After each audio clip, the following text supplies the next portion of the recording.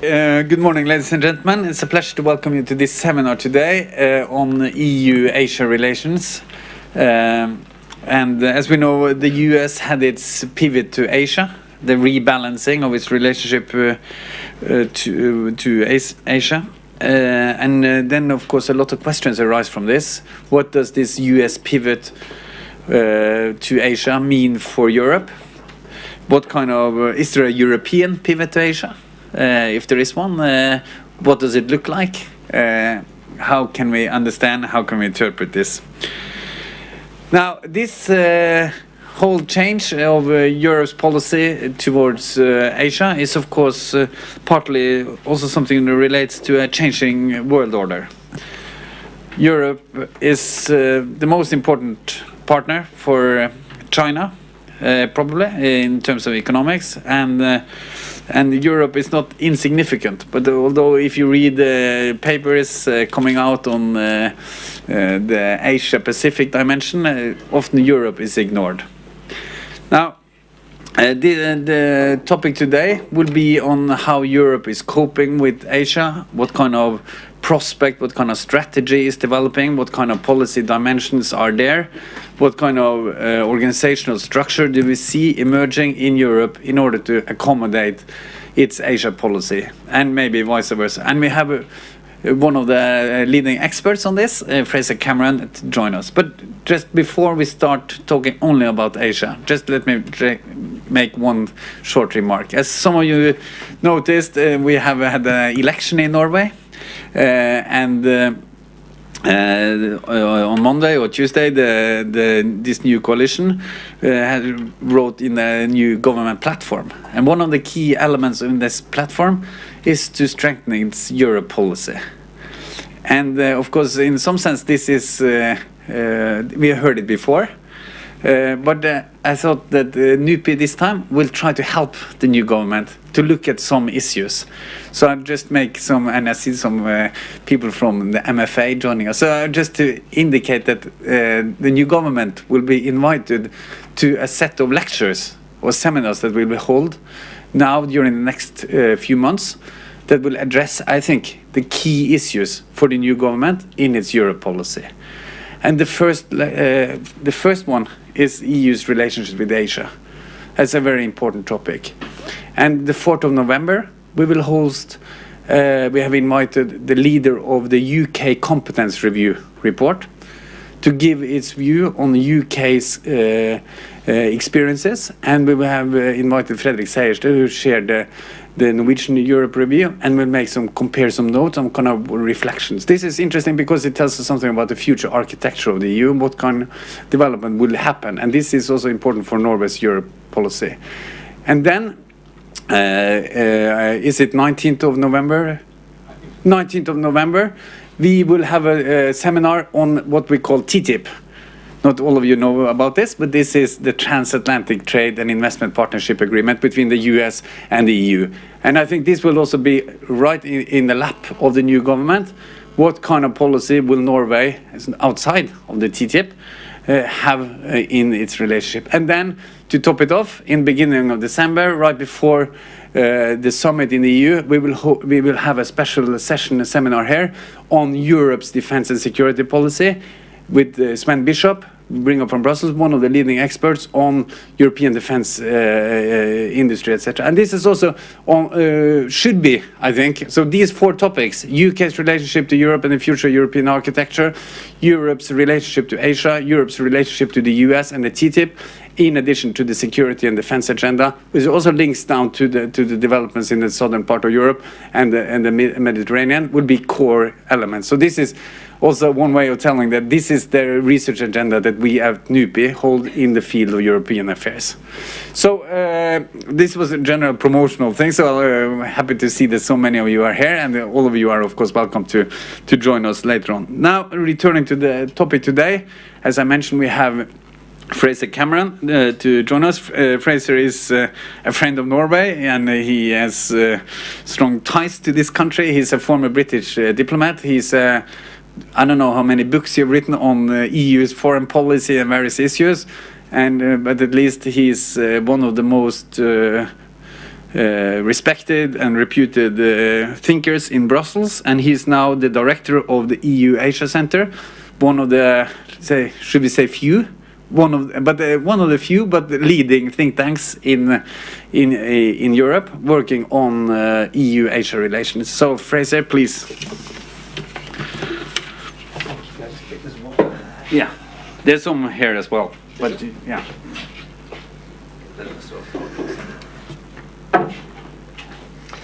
And the pointer. Yeah. Well, thank you very much. Ulf, it's always a pleasure to be here, one of the most sort of educated audiences about Europe, and in contrast to some I've spoken at. When you're thinking about Europe, it's always interesting to look at it from the perspective of others, and I remember when I was working in Washington, D.C., it must be just over 10 years ago now, because I was flying down to Texas to meet the transition team with George W. Bush, and sitting beside me on the plane was this hotshot lawyer from Texas who told me how wonderful Texas was and how wonderful George W. was and how wonderful his company was. It turned out he worked for a small company called Enron, by the way, but after 20 minutes of Enron and Texas and George W., he turned to me and said, what do you do for a living? I said, I work for the European Union. And there was a pause, and then he said, oh, is that some kind of insurance company? So I said, yes, we're actually quite big in the insurance field. We've got 15 clients and going up to 25 shortly. So he was quite impressed about this. But I tell this true story because it's a very accurate metaphor of what the EU is. The EU actually is the most successful insurance company in the world, if you look at European history. And despite all the various problems we've had in the last few years, it's important to remember the fundamentals, that this is a unique political experiment that has never been tried before in history. Many different theories of history have been tried, usually resting on some degree of force, but never before has anyone attempted to unite Europe on the basis of democracy, the rule of law, and human rights. And that is the fundamental great achievement of the European Union. So when you're talking to Eurosceptics, it's important to bring that into the discussion. Now, why is Asia important? And what is Asia? Let me just see if I have to point this here. Yeah. I mean, firstly, people can dispute where the boundaries of Europe are, and people even dispute the boundaries of Asia. When I was in the Commission in 2001 drawing up this communication, this is what we put in that communication simply to describe Asia. It's incredibly diverse, and we, in most ministries and certainly in the EU, divide it up. So in the External Action Service, for example, although there is a managing director for Asia, we then have a director for East Asia and the Pacific, and then we have another director for South Asia and Southeast Asia. You could even talk about splitting it into three, but that's how it's divided up. It's a continent, as you know, of amazing extremes. These are just some pictures I've taken over the last few years in my travels. So you think Europe's diverse, Asia even more diverse. So what I'll do is have a brief review of EU-Asia relations, looking at ASEM, then more focus on ASEAN, and then the bilateral relations. So it's these three areas that essentially make up the heart of the EU-Asia relationship. The big region-to-region ASEM, then ASEAN as the most developed regional integration entity, and then the bilateral relations there. A region with lots of hotspots there. And why relations with Asia? Well, increasingly, it's because it's the center of global growth. There's lots of statistics come out just this week from the IMF and the World Bank and ADB showing that Asia will be responsible for 40% of global growth this year. and over 25% of increase in trade will come from Asia. So it's a big market, so Norway and other countries are moving in there, and they all want a piece of the action, and therefore we want to deepen our ties with Asia. We also have lots of common security interests, global issues in terms of climate change, in terms of dealing with terrorism, and in general strengthening the multilateral system there. So this, as I say, is just a reflection from this week's statistics coming out from the IMF meetings in Washington. What will be, I think, a key aspect is next month's meeting of the third plenum in China, because here the new party leadership is expected to take some really tough choices in terms of structural reforms. And this will have a global impact. There's absolutely no question about it in terms of how the leadership goes about reducing subsidies to SOEs, how it tackles the big related questions of urbanization and the environment. I was in China 2 weeks ago. I spent a week mainly in Chengdu and Beijing, and I never saw blue sky once. And this was September when the rest of Asia was enjoying blue skies, and so were we in Europe. I never saw blue sky in China. And the pollution, as everyone will tell you, is getting worse and worse and worse. It's actually number one topic of conversation amongst all young people. Lots of expats who live in these cities are saying, can we afford to bring our kids up in these cities? So bad is the pollution. Then if you look again at these big reports from the ADB and World Bank and so on, they all point to governance as a key issue. Can these states tackle the cancer of corruption, which is getting worse? If you look at all the reports of Transparency International and other such bodies, it's really a question of how to improve the governance in these countries, because that's the key to so many other reforms. And the buzzword with ASEAN, as we'll see in a minute, is connectivity. How do you actually join up these countries when there's so many protectionist forces at work? Now, the EU-Asia relationship is based on something that many people in Europe forget about, and that's colonialism. But it's still very much apparent when you visit, it doesn't matter whether it's India, Vietnam, or China, or Indonesia. They remember the colonial period, they teach it in schools, and the Opium War is alive very much in the history textbooks, whereas it's often glossed over in European textbooks. And this sort of colonial mentality has lingered on in the mindsets of many bureaucrats, and you will see that we have found it very difficult to move away from the kind of preaching attitude towards Asia in most of our communications. The one that I was involved with here, 2001, this is the main communication we had just over 10 years ago. And we identified these 6 priorities as the major EU interests in Asia. And it was the 4th one that has caused the most problems in terms of that relationship, promoting the whole normative agenda of human rights, democracy, rule of law.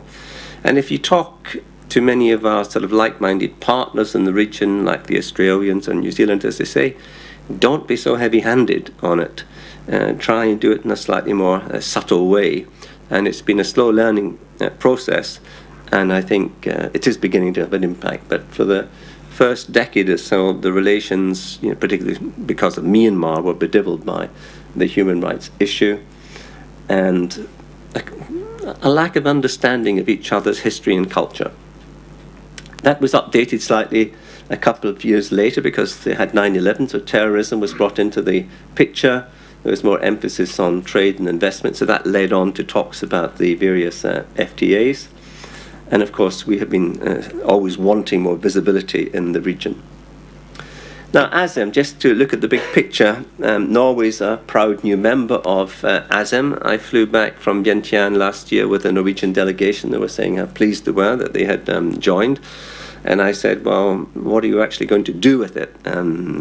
What's your input going to be? They hadn't thought too much about that. But every new member is fairly enthusiastic, and then they realise it's essentially a large talking shop. It has some uses. There's been some small progress in some of these fields I've identified there, but it's not a substitute for any of the major decision-making bodies. It's got 51 members. There's 3 different pillars, including one political, one economic, social, one trade.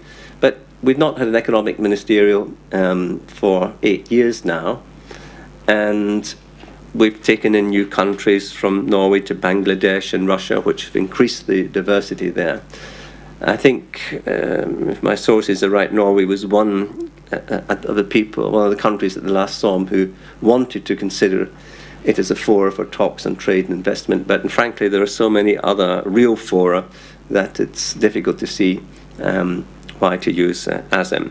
I think it's good simply that the leaders do get together for a couple of days, but more for the informal discussions rather than for the formal statements. The fact that, the Chinese and the Japanese prime ministers can accidentally, meet each other in the corridor and is quite good in itself. So ASEM don't have too high expectations for it. There's very different perceptions about it. Some of the smaller countries give it more credibility than the larger ones. But, those members who are in the UN Security Council or the G20 meet each other in so many different forums that the ASEM is not going to be their top priorities. And we've found it quite difficult, frankly, to get ministers to attend the, even every second year, the ministerial meetings there. So I think some redefinition of ASEM is necessary. I think the Indians actually picked this up because they're the chair of the ministerial in November in New Delhi, and I think there will be at least one session devoted to how to redefine and get more added value out of ASEM here.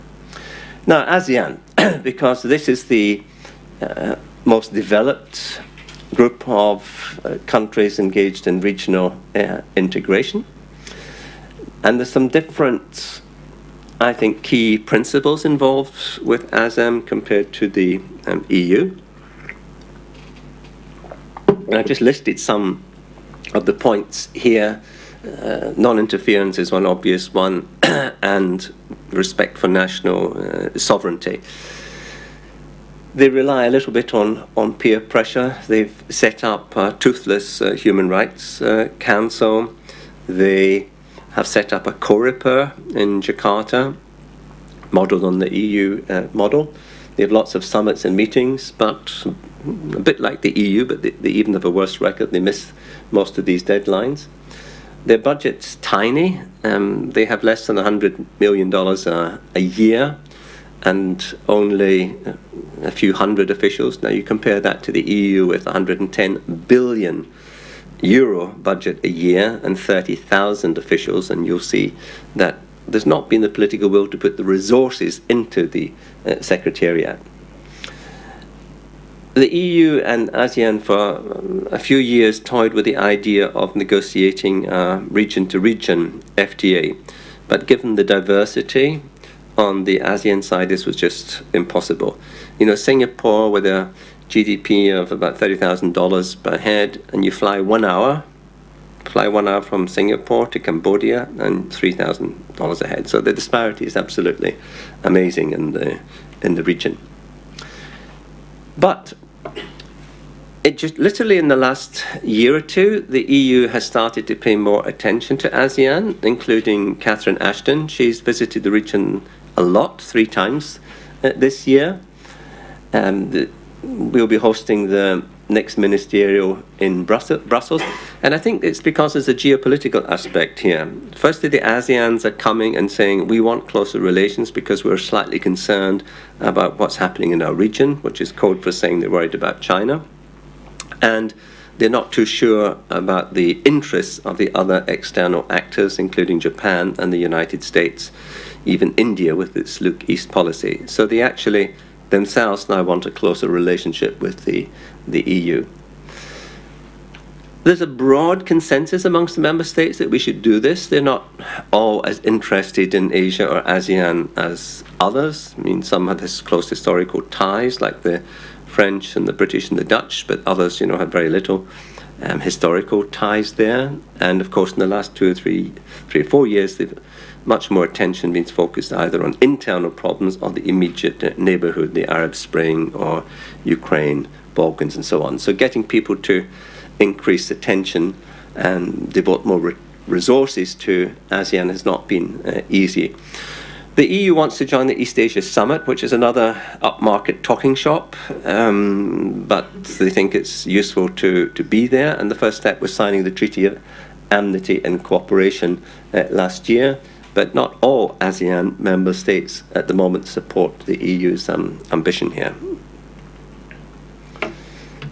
So, the FTA is a very important part of this relationship, so I thought we'd just look a little bit in more detail about the state of play.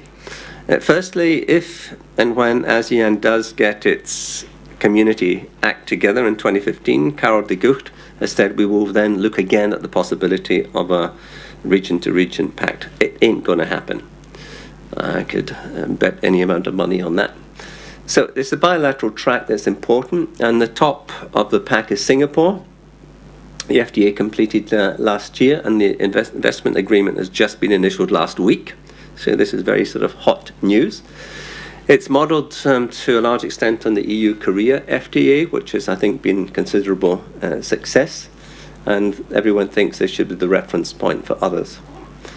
But we're not making so much progress on the others. Malaysia, we've had 7 rounds, but there's been over a year break now because of the elections. Well, we've had the elections, and Kuala Lumpur still hasn't responded, so we're waiting to hear from them. Vietnam started last year, 4 rounds so far, but Vietnam, shall we say, has a lot of internal problems, not least with governance corruption, so IPR is a big issue. Plus, of course, they have a similar approach to SOEs as the Chinese do, and there are lots of non-transparent subsidies. So when we talk about a level playing field, it's a big challenge there. Thailand just started this year. The EU is pushing quite hard because there's a lot of European companies wanting to move in there.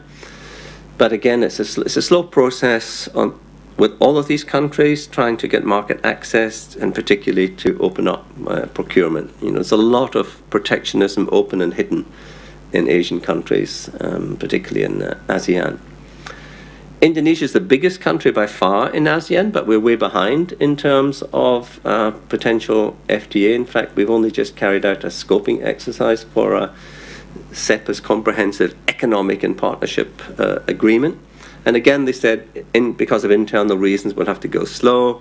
But the elections, of course, are not till next year. So there's quite a hiatus here. With the Philippines, that's way down the track because they simply are not on the same page in terms of what we want to achieve. So there's no talks planned with the Philippines at the moment. It's our 3rd biggest trading partner after the US and China, so it is an important region for the EU. Also vice versa. And in terms of investment, we are by far the largest investor there as well. So that gives you some dimension of the relationship.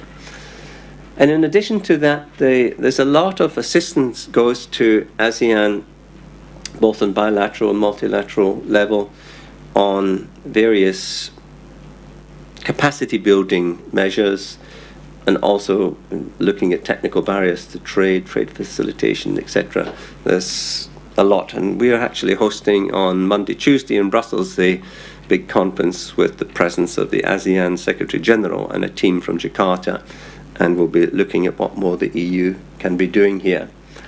Negotiating capacity, that's training, for trade negotiators, statistical capacity building, and IPR. That's all basically raising the standards so that they can be a more useful negotiating partner. Now, in addition to this, some of these countries, not all, are involved in RECEP, which does not have the United States in. So in China, this is the China trade initiative, if you like. And then TPP, and they had at least a communique last week in Bali, where they said they wanted to complete by the end of the year, which I think is very, very optimistic. TPP is regarded with some suspicion by China, of course. They think it's part of the American plot to exclude them from the region. So these two trade initiatives are rather in opposition to each other.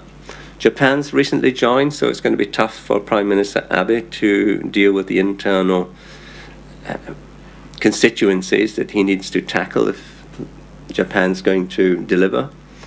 And there's the prospect also of South Korea joining in. President Park, who's visiting Brussels in a couple of weeks, is thinking about joining in as well. Just a quick word on the ARF, because the EU is also involved in this.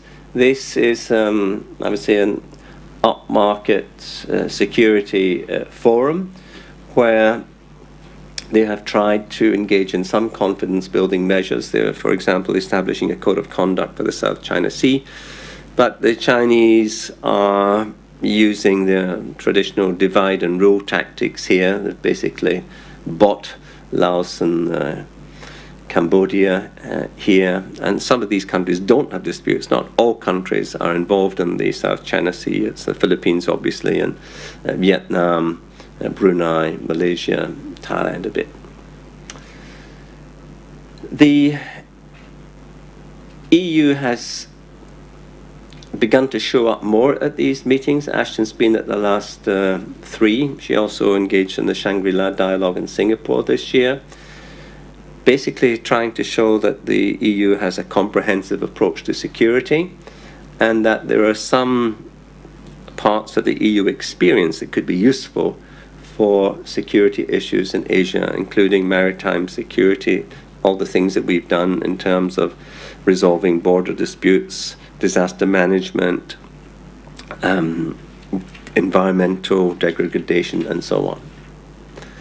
SAARC is going nowhere, just to be quite blunt. It is paralyzed by disputes between India and Pakistan principally, but there's many other disputes in the region, so it's never really got off the ground. Huge potential, but at the moment it's really not going anywhere.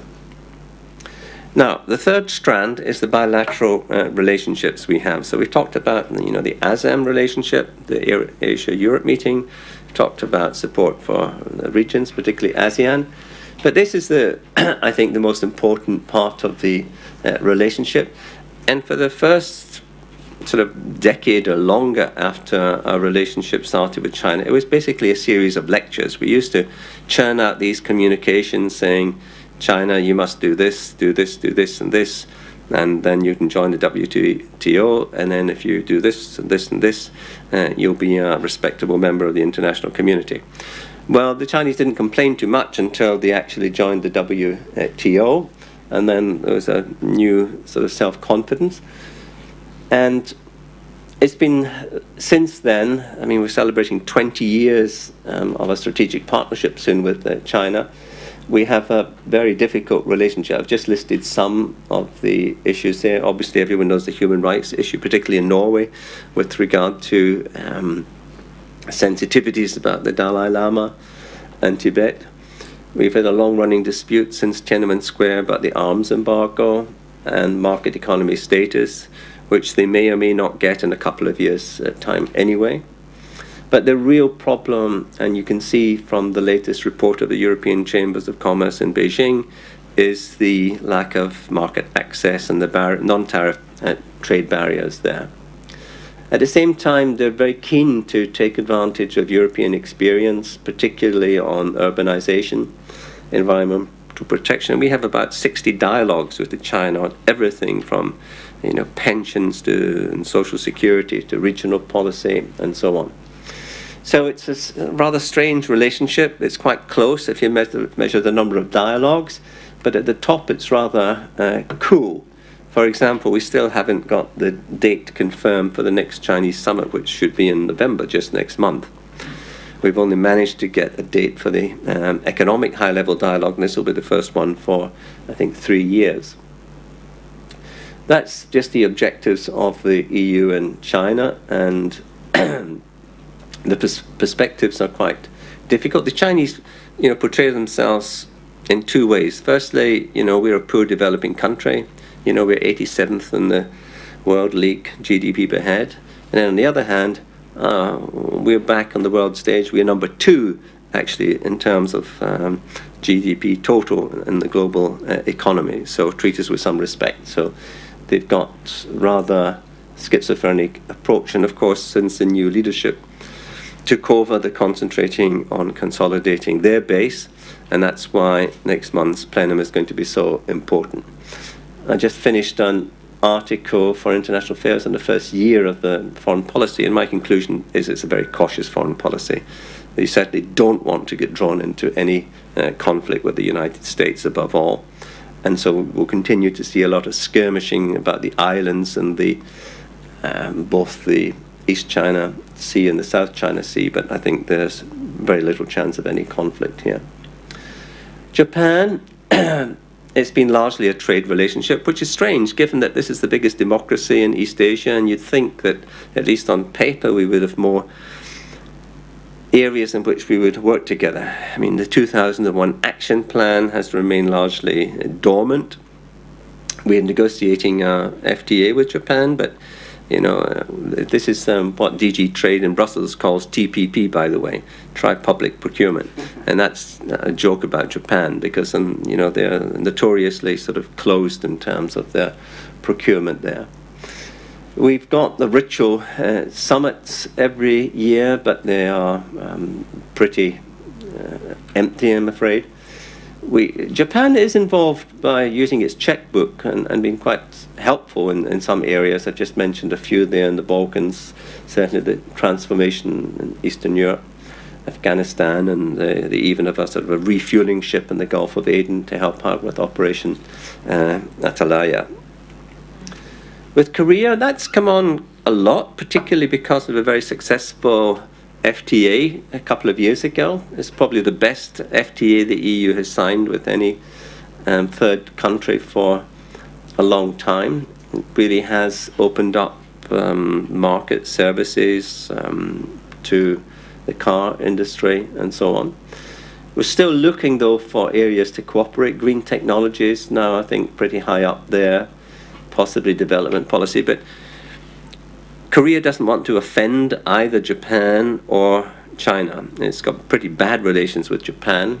It's got slightly improving relations with China now under President Park, but it doesn't feel that it wants to sort of insult its Asian partners by being seen to be too friendly with the EU in other areas.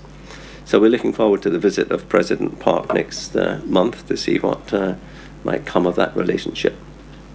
With India, there's almost complete ignorance about the EU and India. I remember I was there back in 2005 when the Brits had the presidency and Tony Blair was there for an EU summit, not a British-India summit, but the whole papers treated it as if it was an Anglo-Indian summit and almost no word about the EU.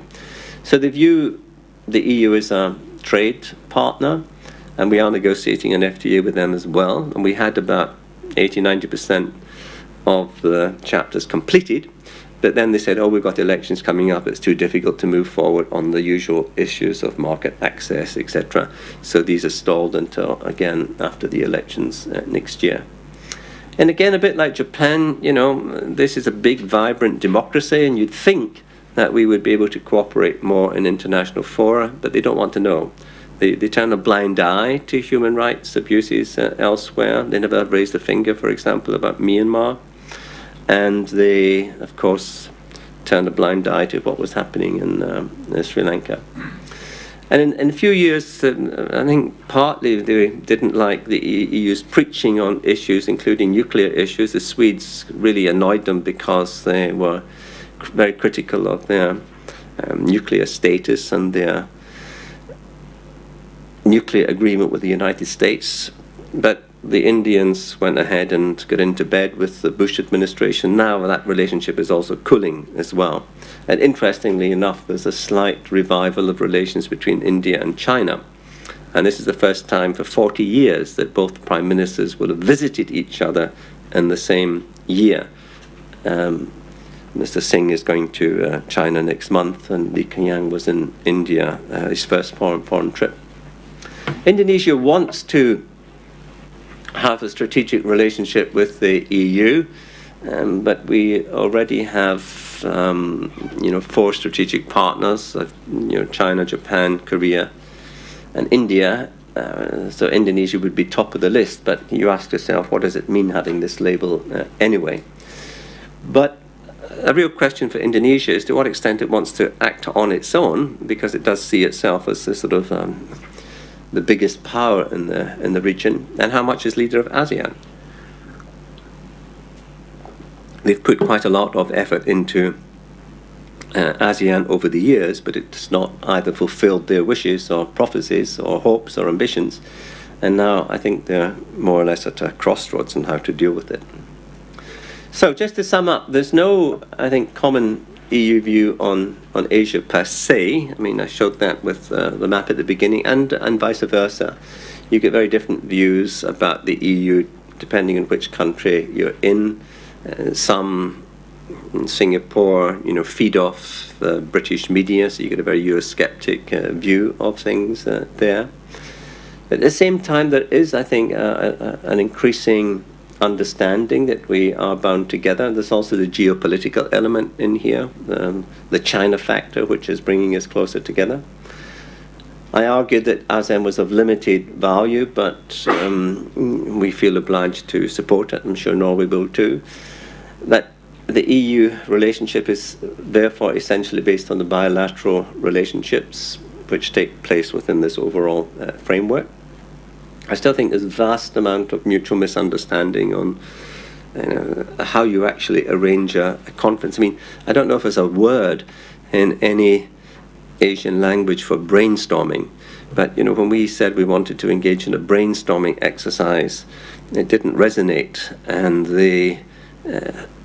it's all about protocols and, can we have the conference statement in advance? And I said, well, it depends on the input, of people at the conference. They couldn't quite grasp that. So it's just a minor point, but it shows you, how often we talk past each other. Then the values issue, they say it's don't push your European values down us. And our reply is, well, they're not European values, they're universal values, and you've actually signed up to them in the UN Charter and so on.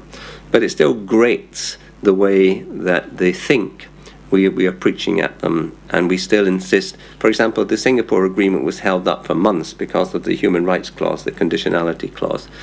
The foreign minister thought that, if he set foot in Brussels, once he'd signed that treaty, he could be hauled off to the Hague because of Singapore fining people for dropping chewing gum or something. So it was a bit of a problem. And I think we have to understand our image has suffered quite badly in Asia over the last few years. Lots of negative media commentary about the EU having lost the plot, having failed to deal with the crisis. I think a lot of it was overblown. Again, it was feeding off the sort of Eurosceptic press in the UK, but we have to do a lot to regain our previous position there. What role for Norway then? Well, it is now a member of ASEM in its own right, and I think it can contribute in whatever areas it wants to there. It's got to reflect on what impact it can make. I think it should support EU efforts in ASEAN, in capacity building, for example. Anything that Norway can do to support good governance, CSR, for example, would be good, because I rather upset your trade colleagues this morning by telling them that only about 20% of trade agreements were worth the paper written. I mean, most of them are useless.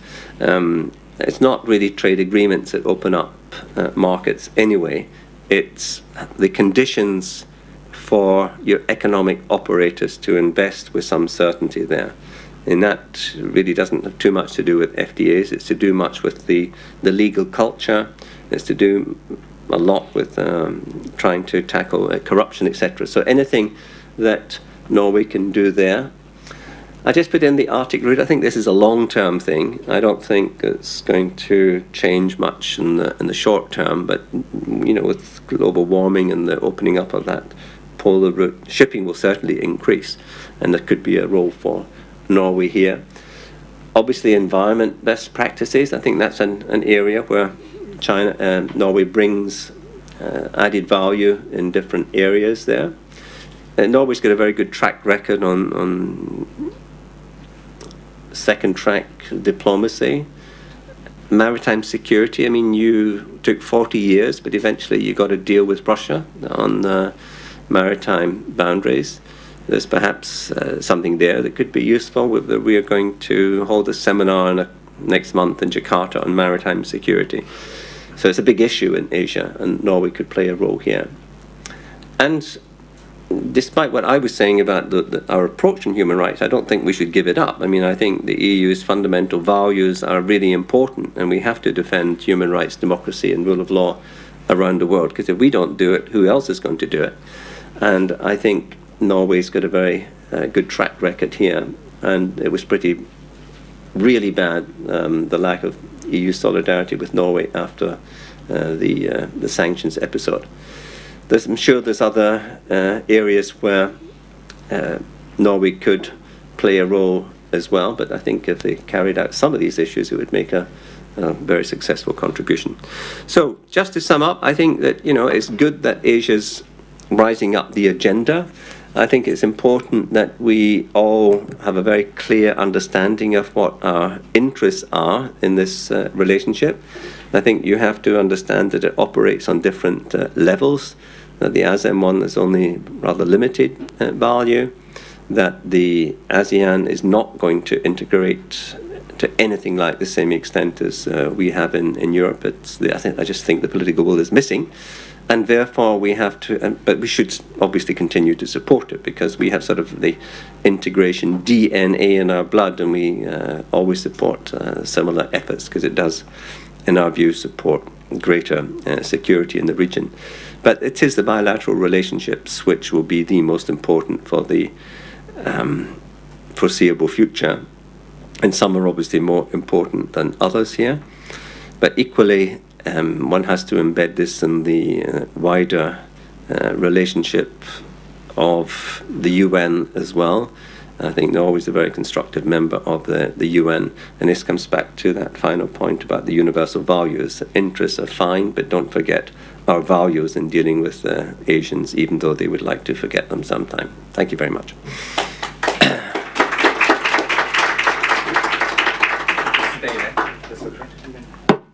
Okay, before we open, thank you so much, Fraser. This is very good remarks, very good introduction, overview of lots of the issues on the agenda. Just before we open the floor for general discussion, let me just make a few remarks. You said that the Asia is rising on the agenda, and that's one of your key points. I just want to kind of explore a bit more on some topics. The first is related to if you could say something about the perception of Asia in Europe. Because I think if you compare Europe to the US, there are some differences. If you go to the US, you will see that there are kind of basically two sets of perceptions. Some simply believe that Asia is, or China, is the new superpower, and you should try to keep them down. Or have huge anxiety, frustration, is kind of this is the decline of the US, etc. And then there are some who perceive of the developments in Asia as generally a good thing, that this could benefit all of us, and etc. Now,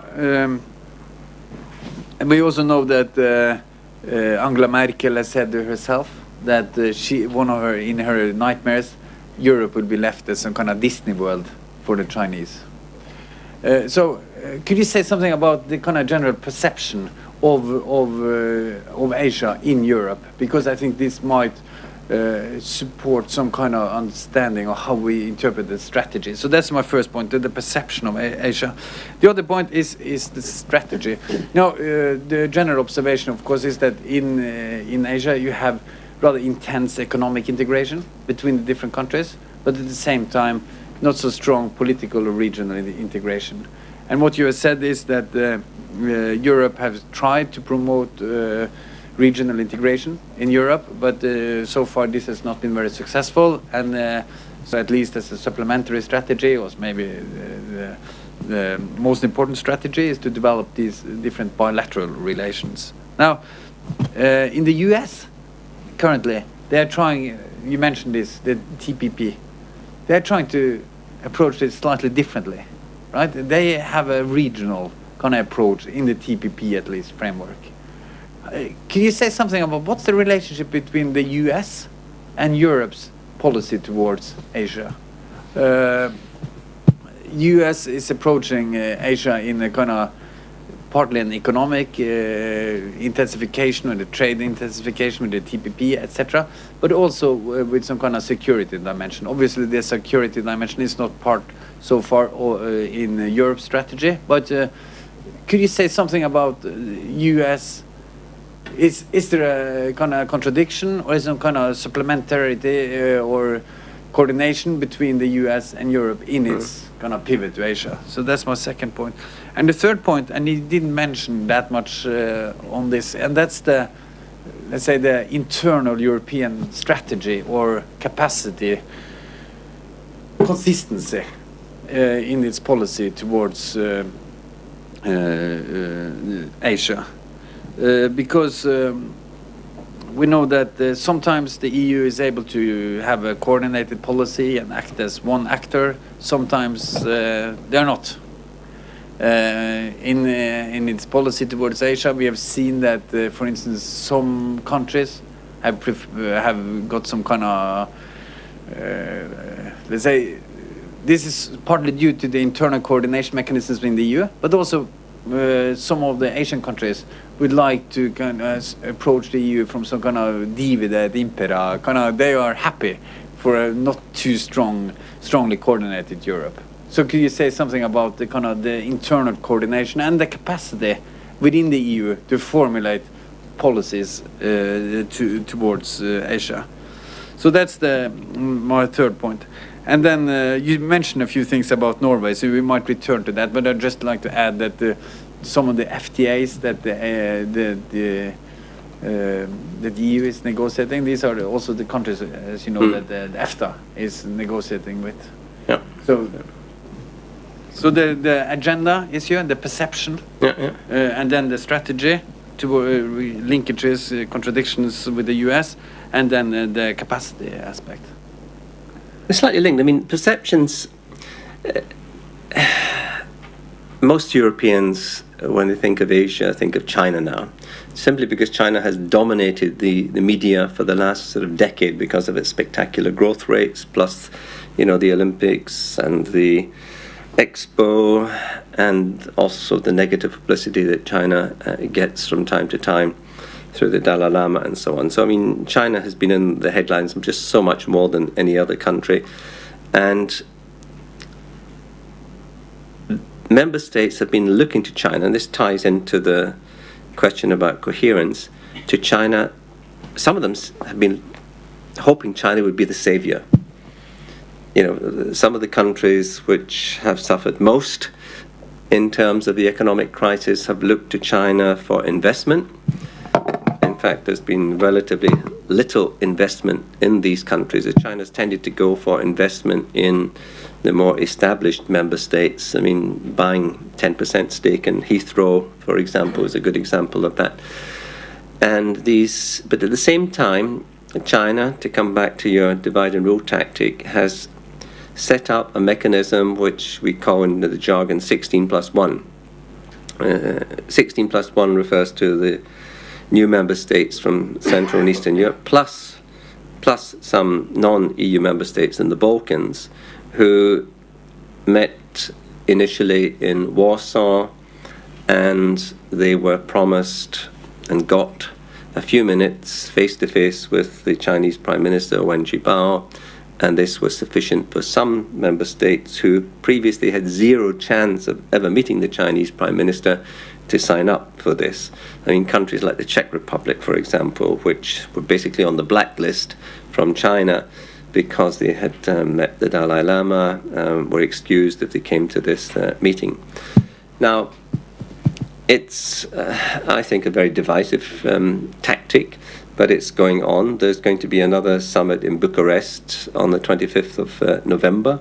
The Chinese have set up a secretariat for this in the Foreign Ministry, but it's not obvious to me or anyone in Brussels what the added value of this forum is, in fact. But it's a reality, and one has to live with it.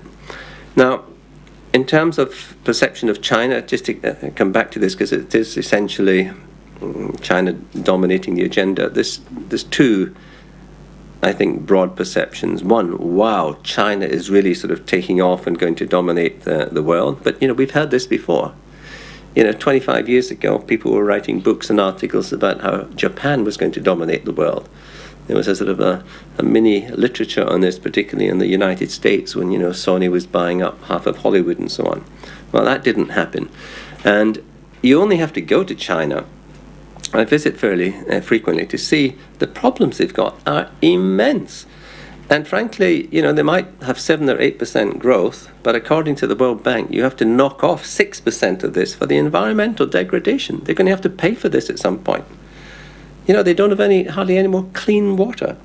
They're hugely over-reliant on coal for energy.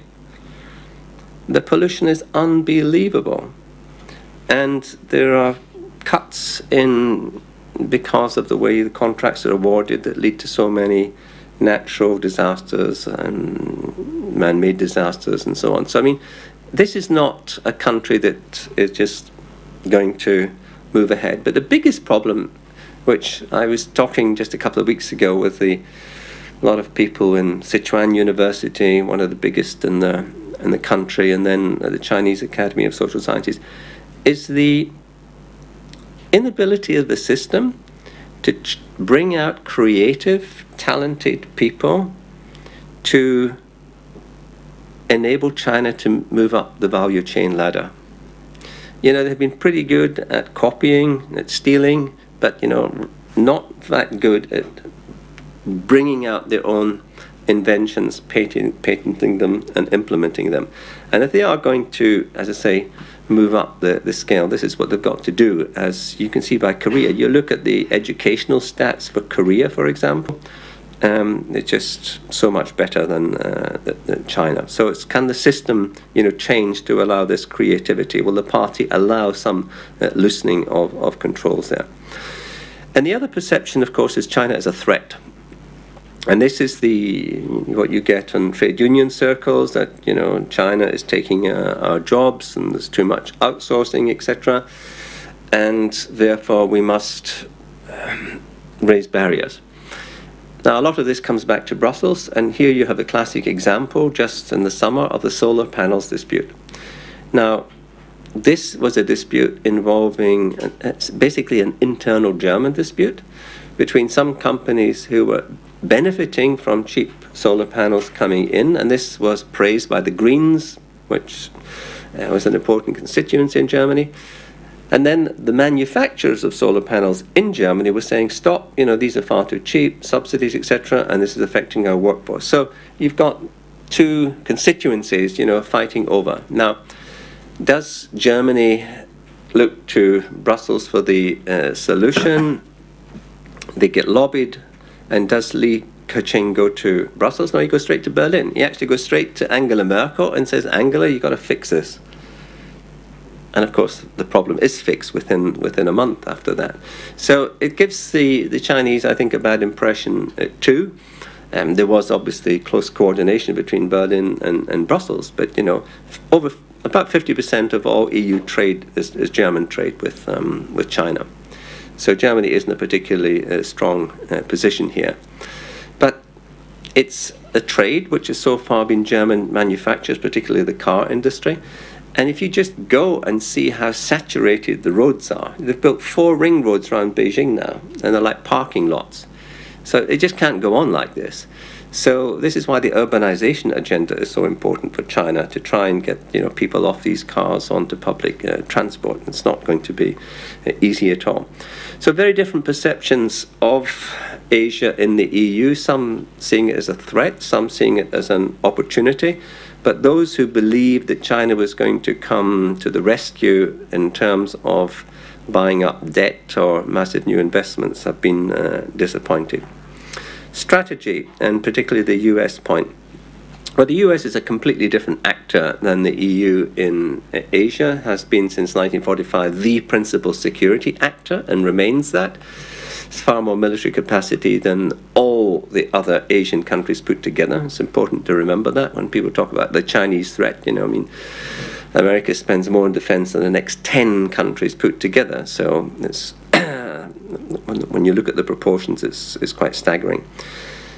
They also have a jobs angle. This is how they're selling TPP at home, that it will create more American jobs. And hence they have put all their money into the TPP basket. But there's going to be a bit of a fight, to make TPP successful, because it rests essentially on Japan. The others are bit players in this. We're talking about Japan, potentially Korea. And then you've got the Chinese rival RCEP as well there. Do we cooperate? Well, we signed a piece of paper saying we would cooperate last year. Hillary Clinton and Ashton signed a declaration saying the EU and US should cooperate in different areas of Asia, but we haven't really gone into the fine details of where we should cooperate, whether on regional issues, whether on thematic issues or country issues. That's an ongoing process. In Brussels, there are those who say yes, there's added value in doing it in some areas, but I would say the majority opinion is rather skeptical, saying, we have different interests from the United States and Asia, so let's do our own thing here. So the EU relationship has certainly risen up in importance, but not in all member states. Not in all member states. So this makes it quite difficult. How is it coordinated? We have monthly meetings of a working group called COASI, where people get together and discuss developments and tell each other about what visits are going on. But is it a real policy setting framework? No. They still expect the input to come from the Commission and the EEAS, and they complain they don't have the capacity to do this. But the good news is there's more coordination sur place. The fact that we have the Lisbon Treaty now means that the EU ambassador in situ in Beijing or Tokyo chairs a monthly meeting, and everyone turns up, swaps assessments, and sometimes agrees common positions. Previously it was just the EU, you do human rights and trade, and we'll do the other stuff. Now there is a recognition that the EU does play a more coordinated role. And this will develop over time, because the bottom line for any country, any member state, is quite simple. Are you likely to be more effective operating on your own in dealing with China or Japan or any other country, or working through the EU? And the answer is pretty simple. Okay, thank you very much. Then I suggested we open the floor for questions. We have around 25 minutes or something for that. Please raise your hand and then have a microphone. Arne has asked. Arne is conducting now. Arne is one of the economists. He's been working a lot on free trade agreements and also now doing a mapping of Norway's relationship to different Asian countries. But Arne, please. Okay, thank you. Thanks for a very interesting presentation. So my question will be about how Europe should approach Asia through bilateralism, multilateralism, or some intermediate approaches. So historically, on trade, for example, there was this kind of balance between multilateral stuff in the GATT or WTO and bilateral deals. USA was firmly against European integration, for example, very skeptical in the early stages. They also openly kind of spoke against integration within Asia. So USA was kind of defending the multilateral track, but gradually accepting, and with the stagnation of WTO, the USA has turned into a kind of more aggressive bilateralist. And so for Asia, for example, TPP is obviously a discriminatory thing because you don't include all of Asia, and since many of these countries have plenty of barriers. I read some studies from the Korean institutions about the economic impact of TPP, and the kind of striking thing is that if you cut out China from a market which is in its vicinity, it has a negative, it has a discriminatory impact. So this is not open for everybody, but it's kind of a competition. So that's one kind of extreme, that instead of multilateralism, we get stagnation at the multilateral level, and we get kind of competitive bilateral deals. We all try to secure our market access mutually. And probably with the rise of Asia, that's not a kind of fully satisfactory thing. So with kind of not so good prospect to kind of revitalize WTO, for example, the question is, are there other options besides the bilateral tracks? Could you have plurilateral agreements on investment, on competition, on services, trade, that could kind of strengthen the integration with Asia without relying only on the bilateral tracks?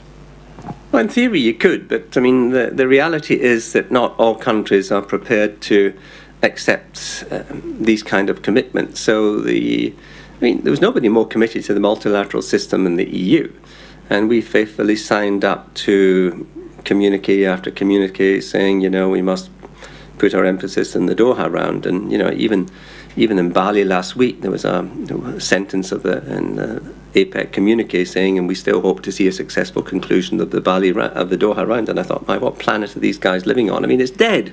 It's a dead parrot. It ain't going to be coming alive again. And it's because of the growing diversity of the major economies and the protectionist factors. I mean, we should be quite blunt about this. Most political parties are dependent on business interests everywhere. And these interests, especially including in the States, these business interests want their pound of flesh.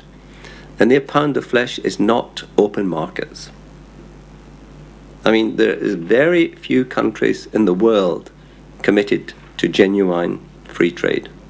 Very few. And therefore, if you accept this reality, you say, well, we have to work with those countries that are ready, willing, and able to cooperate on a reciprocal basis on the kind of issues that are of interest to us and, promote our economic interests. So that's why, with Southeast Asia, Singapore is our biggest trading partner, both in goods and services, but it's more important in services now. And that was why getting the opening on the service sector was so important. Could you do the same with Laos or Cambodia or Vietnam? No, you couldn't. You just couldn't. So that's why you simply are forced at the moment to go down the bilateral track, even though there are some areas like I think in Geneva now there's the IT services agreement, which is back on track again, which I think would be quite useful, but it's not a supplement to a full Doha deal. So I'm not saying we should give up, but I think we have to accept the realities, and the realities at the moment mean that if you've got scarce resources to negotiate trade deals, you put them where you're actually going to be effective.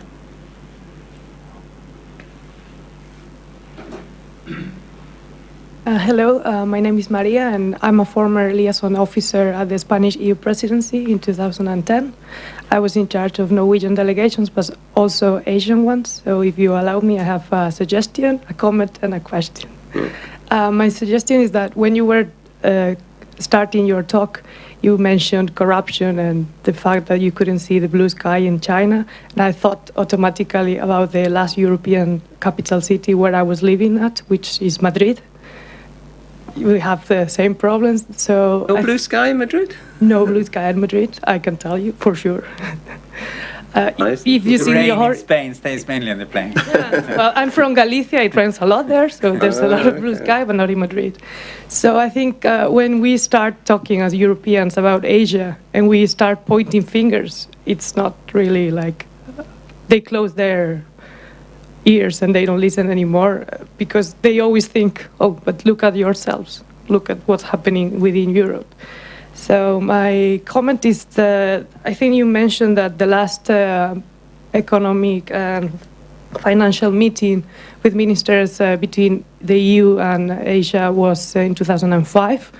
I was working for maybe the last one in 2010.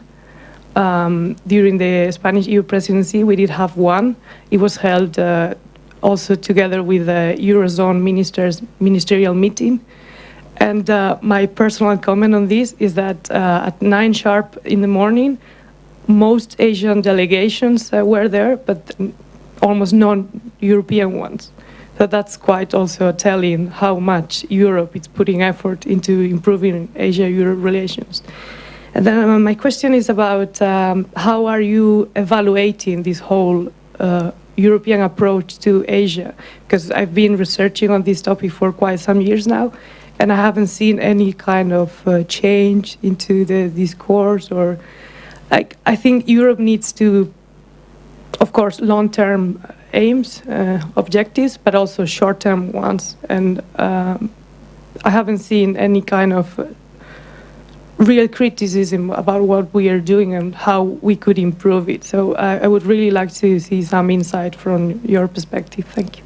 I don't believe we can have an Asia strategy. I mean, I think it's meaningless. You have to be much more focused on the regional issues where we could have some impact, because if you take the South China Sea, we can only help at the margins. As we do, we make statements about the importance of the law of the sea and resolving disputes peacefully and the importance of free commerce, etc., etc. But you have to explain in some kind of forum, which I hope we will do in Jakarta in a couple of weeks, that there is no way you can resolve these disputes on the basis of sovereignty. I mean, it's impossible. I mean, they're so overlapping, these claims. So there has to be a process of confidence building. There has to be a process of joint activities where over time you increase trust and therefore you can move towards some kind of reasonable solution, which may be sharing resources or division or whatever. But at the moment you can't, and it's poisoning relations between so many of these countries, between Japan and China, Philippines and China, etc., that we have to try and break out of this mindset. And this is where I think Europe can bring its own experience to bear. I think, we've been very good at introducing, if you like, green technology to countries like Korea, for example. I think we've had an impact on some peacekeeping activities. I'm thinking of Aceh in Indonesia, thinking of Mindanao in the Philippines, where you have an EU ASEAN force in Aceh, which was run initially by Atisari, was quite successful. So we have to be modest, and we have to say, look, we're not coming, with our models and so on, but there are bits of our experience which you might find useful. I think that's the approach to make it. And we have to show up. You're right, it's bad when these ministers don't show up, but we're getting better. I mean, we had to push and cajole Ashton to go to the ERF, but she's now gone. And this is her third, probably fourth visit to Asia this year, so she gets it. And if you look at the number of commissioners who've gone, unfortunately, mainly to China over the last few years, there's been a steady increase in visits. And now, the member states, Merkel goes at least twice a year to China and usually once to Japan. The Brits have now come out of their isolation, and David Cameron's going to Beijing before the end of the year. Still too much emphasis in China, by the way, but at least, they're beginning to get Asia as such.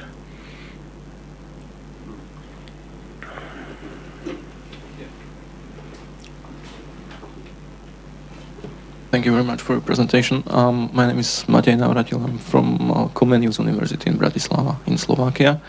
And I have a question. When you were delimiting in your presentation countries which you consider to be Asia, there was also Russia and there was also Kazakhstan. What about the Euro-Asian Union? That is a flagship project of Kremlin. In this sense, don't you consider this to be an important Asian project as well, or why it was not mentioned? Well, Russia is part of ASEM, but just after they joined, they invited me and Tom Rowe, who was the ASEM coordinator at the time, to go to Moscow, and it was basically a seminar with MFA officials and a few think tanks saying, well, we actually joined ASEM, but what is it? What does it do, and what should we do in it? I mean, they hadn't really thought it through. They just sort of wanted to be there. The Eurasia Union is Putin's pet project, and I mean, do you honestly think there's a future in a union between Belarus, Kazakhstan, and Russia compared to either the European Union? Because that's the choice, for countries like Ukraine and Georgia now. Russia's put enough pressure on Armenia to buy Armenia off, but it's a dead end.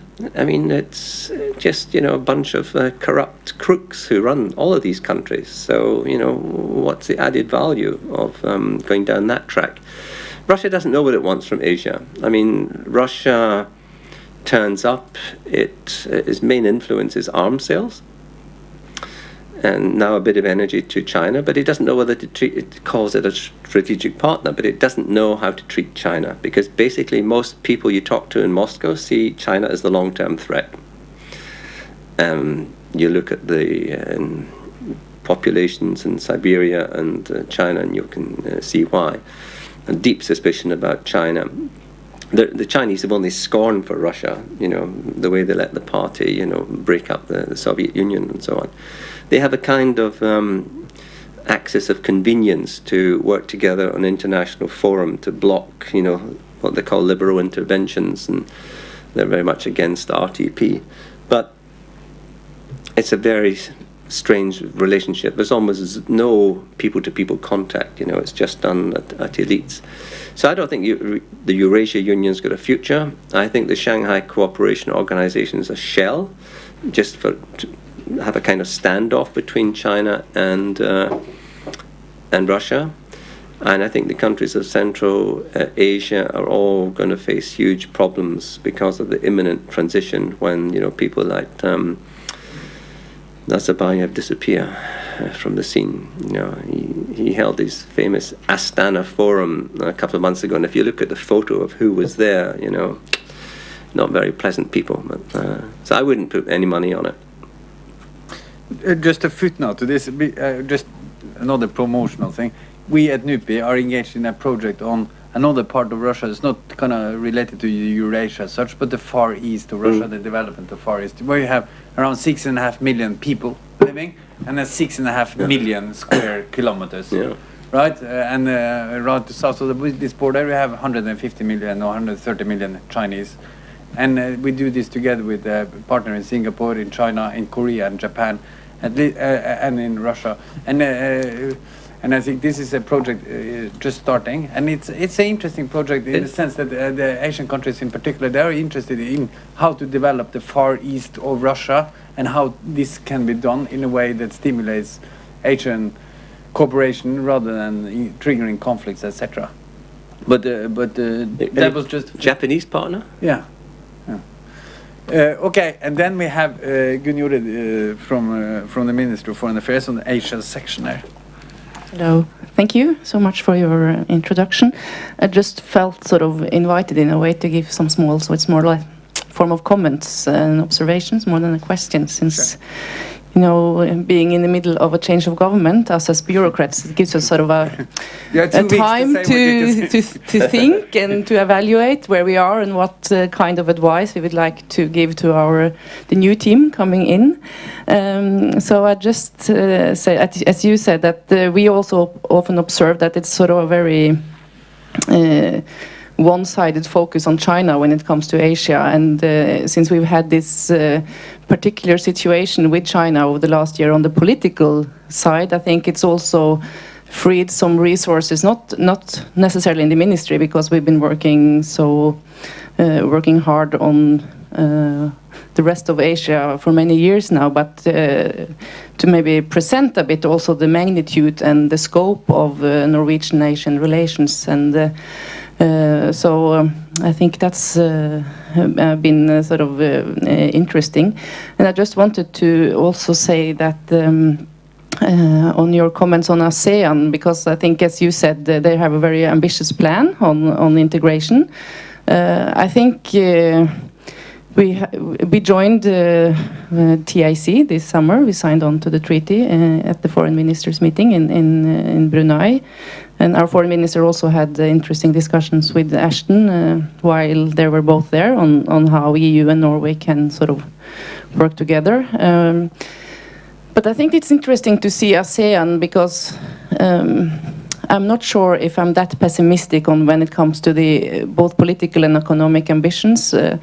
I mean, if you look at Myanmar, for example, of course ASEAN has this strong focus on non-interference, and but I think the changes we've seen in Myanmar has, to a large extent, also been a result of their, membership of ASEAN and ASEAN countries putting mild pressure on them to change. So there are, I think, we see a sort of a different level of political ambition also when it comes to sort of the political integration in the region. Of course, they still have countries with large challenges, but I think to reach this sort of goal of a more integrated region, they also have to step up the level of ambitions.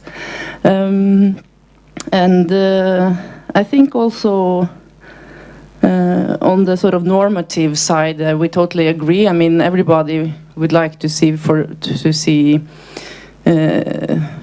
conditions that are predictable for Norwegian businesses, for European companies, for Asian companies, and I think as a foreign system, foreign service, and as a sort of when we prepare for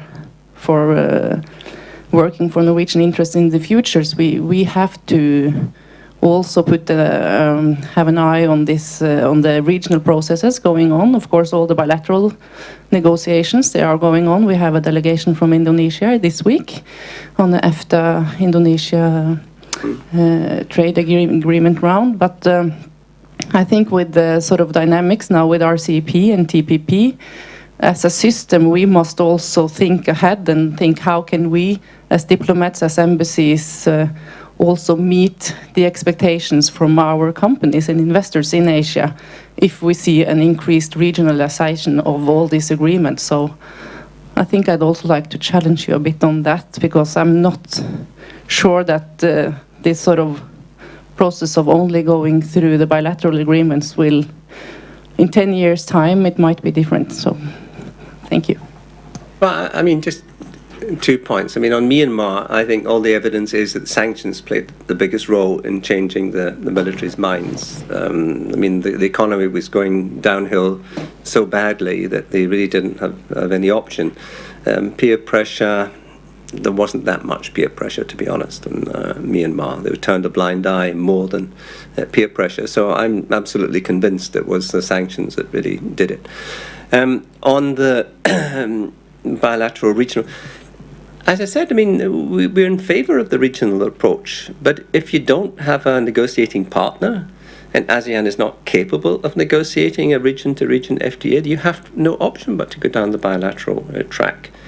So we're going to review it after 2015. Carol de Gucht has said that, but frankly, I don't think they're going to be ready to do it. The disparities are just too great. And, Singapore, nearly $30,000 per head, and you fly 1 hour to Cambodia, and it's $3,000 per head. I mean, it's massive, these differences. I mean, we have differences in the EU, but they're nothing compared to that. Yeah.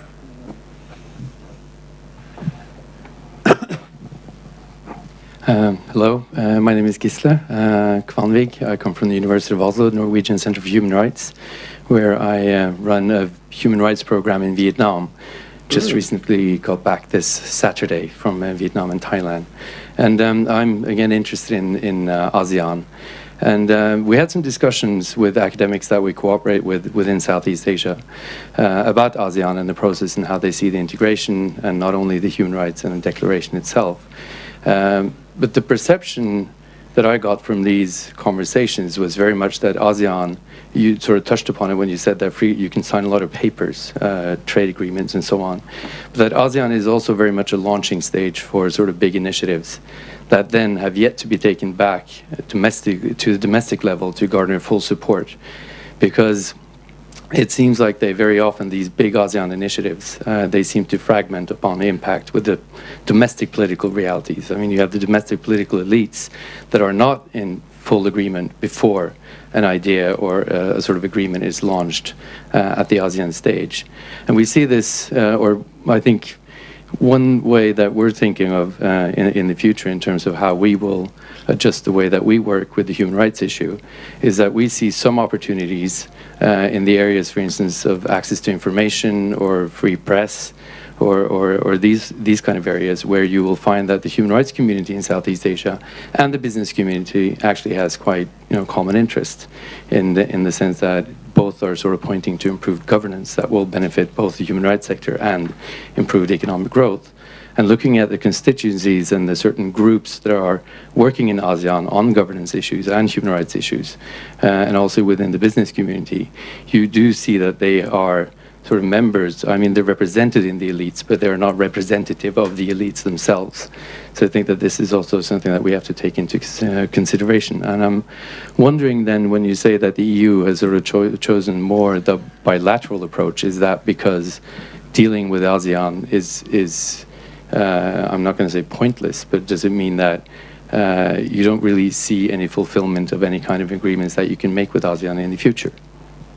Well, I put up quite a number of areas where the EU is cooperating and helping to train, is involved in capacity building. Human rights is one. They came to Brussels twice before they finalized their human rights agreement.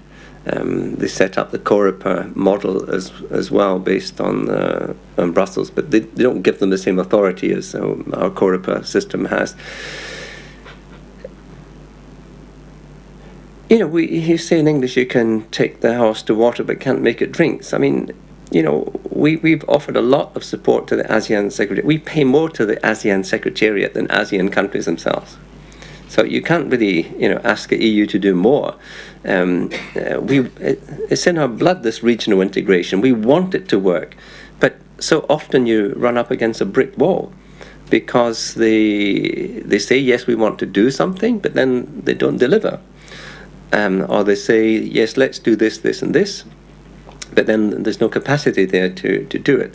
So you have to be, as I say, practical. You have to understand the constraints, and you have to try and find the areas where you can move forward. And it's a slow, painstaking process. We would like them to move faster down the road towards integration, but the political will is not there. I mean, many of them have still got disputes between themselves, which occasionally turns into hostility. So it's not often an easy relationship inside of ASEAN. And Vietnam, just look what's been happening on the human rights front there over the last few months. It's not exactly been progress. Thank you.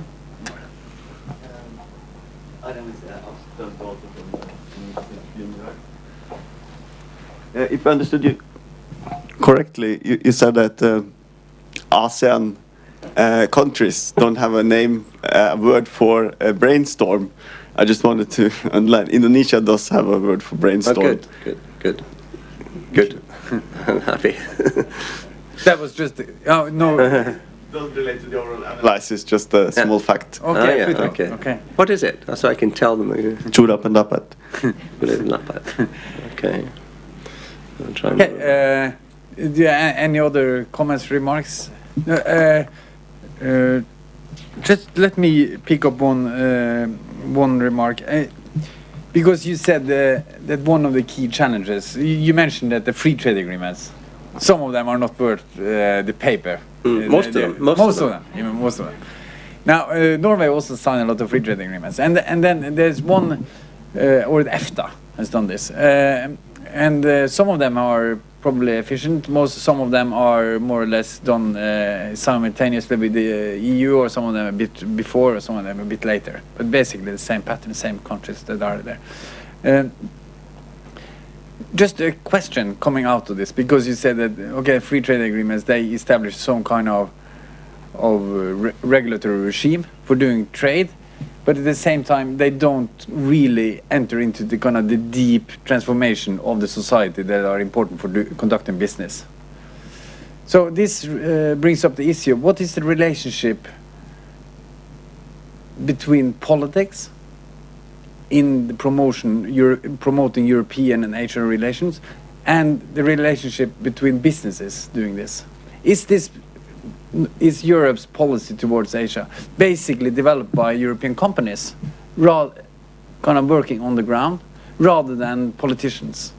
Because what we have heard from the discussion today as well is that this is basically heavily emphasized, it's a trade-driven policy, investment-driven policy, and it's a policy towards some of the key economic operators, particularly China, Japan, Korea.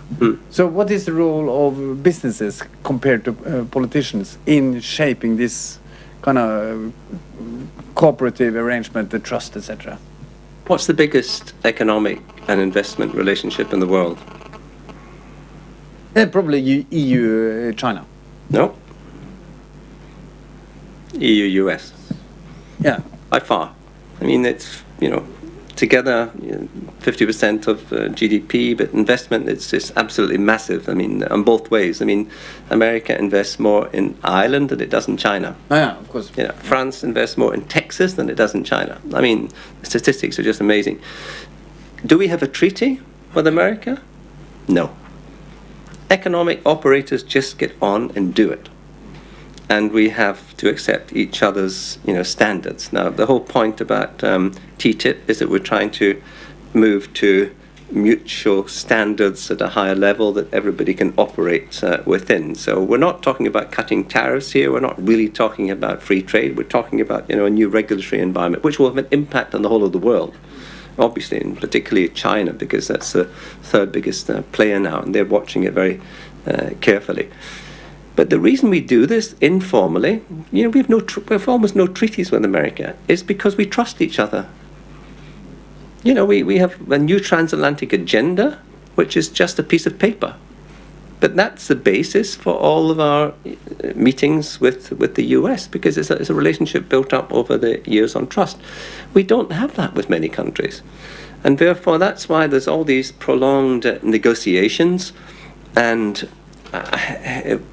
I was struck by the chief economist of the ADB with whom I had lunch yesterday in Brussels. It was he who said 80% of all FTAs are worthless. They simply don't bring any added value whatsoever. He said you have very few FTAs that bring added value. One is the EU-Korea FTA, because that really, opened up market access. Most FTAs are not like that. So there's huge differences. People talk about FTAs. You've got to narrow in and look at them.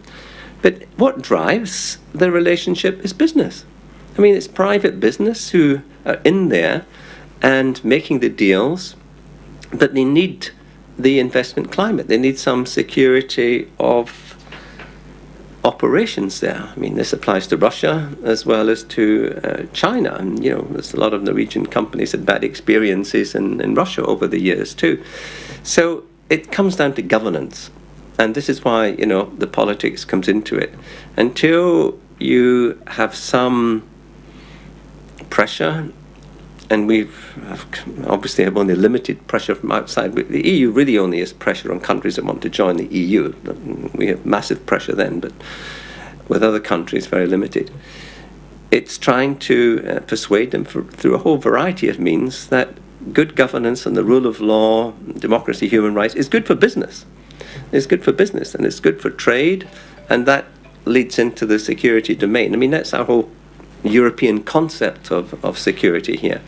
But that really is a concept that only has very few followers in most other countries, in fact. I mean, we have this liberal internationalist value system, but that is not the majority view, I'm afraid, in the world. I mean, we just simply fail to recognize that most countries in the world are corrupt. I mean, the vast majority of countries are corrupt. And that's the reality. So, but we still have to do business with them. So how do you, in these circumstances, try and promote the interests of your economic operators? And that's by trying to impose some conditions when you have leverage there. which we did with Singapore. They held up the agreement for months because of the conditionality clause, for example. But you have to try and use what openings you have if you fundamentally believe that your values are worth preserving. And that, I think, means that you can't separate trade from the politics here. It's all interrelated. Okay, we're running out of time. Thank you very much, Fraser. I think this kind of summed up quite a bit of the developments and some things that we have discussed here. I think that you have provided a very nice overview, introduction overview of EU's relationship to Asia. It's certainly climbing on the political agenda. We have some strategies emerging, but at the same time, uncertainties about some of these strategies. And I guess this will be a topic that will become even more important. And you have indicated you also provided some suggestions for Norway to what kind of relationship they could play and what kind of niches they could fill. So thank you very much, Fraser, for this. Thank you. Thank you.